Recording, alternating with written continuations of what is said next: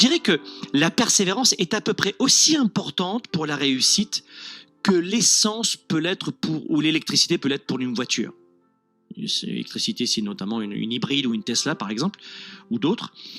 Mais sans électricité, la voiture ne fonctionne pas. Sans essence, et j'espère que dans quelques années, je ne pourrai plus dire le mot essence d'ailleurs, parce que vivement qu'on se débarrasse de ces énergies fossiles, mais pour protéger notre belle planète qu'on est en train de détruire tous les jours, ça me rend dingue.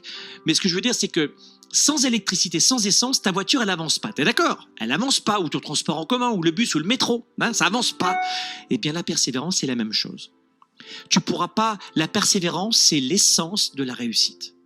Et beaucoup de gens, je vous assure que, bon là vous commencez à me connaître évidemment, c'est comme si on était dans votre salon en ce moment, on se connaît bien. Mais beaucoup de gens sont choqués par ça. C'est-à-dire quand je leur dis, c'est pas un doctorat qui va te permettre de payer tes factures, c'est vrai.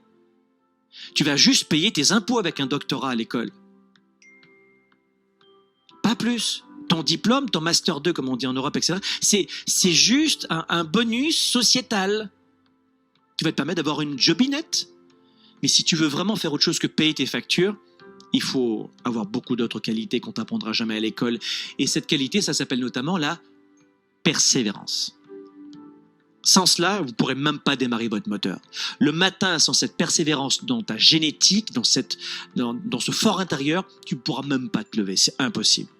Et d'ailleurs, c'est pour ça que je dis que la persévérance, c'est l'opposé de la procrastination.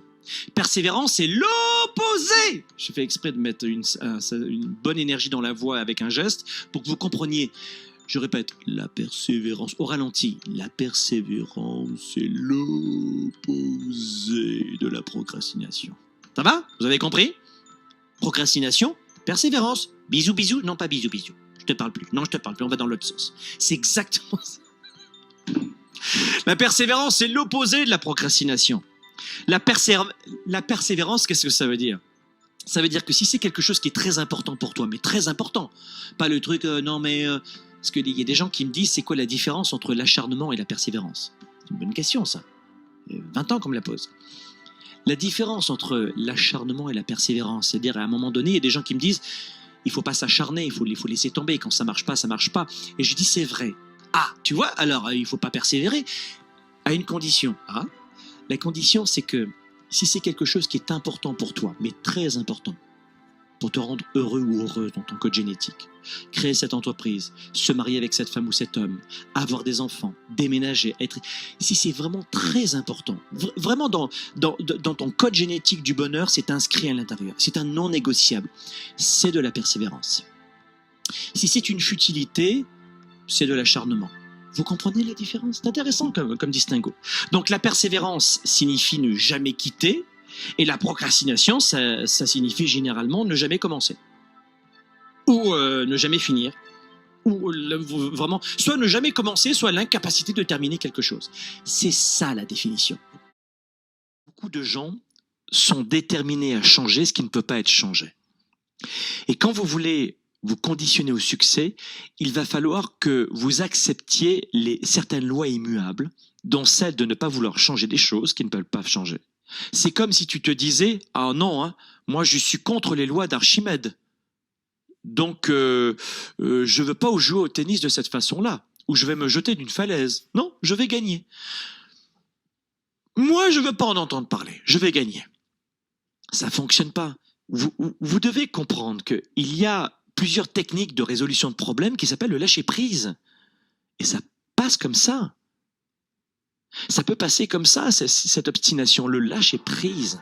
Le deuxième danger, c'est de tout arrêter par peur de perdre ce que l'on a gagné. C'est-à-dire que on va retrouver ce phénomène dans les couples, par exemple. Oh, je veux une famille, j'en ai marre d'être seul, je veux vraiment la femme de ma vie, ou l'homme de ma vie, vraiment, et puis on trouve cette personne, ou on la trouve, peu importe, et waouh, et ça va bien, c'est chouette. Bon, après, on apprend à se connaître, alors on s'engueule un peu, ok, non, excuse-moi, je savais pas que pour toi c'était important, et puis on s'accorde, boum, fiançailles, et puis on se met en couple, on se met ensemble, et c'est bien. Alors on a des enfants aussi, aussi, parce que ça c'est important hein, pour moi. Les enfants, pour toi je sais pas, mais pour moi je suis un gars de famille. Donc t'as des enfants, c'est super. Et après, voilà. Alors au début tu fais l'amour dans toutes les pièces, hein, etc. 20 fois par jour. Puis après il y a le boulot, et puis il y a le métro boulot dodo qui arrive.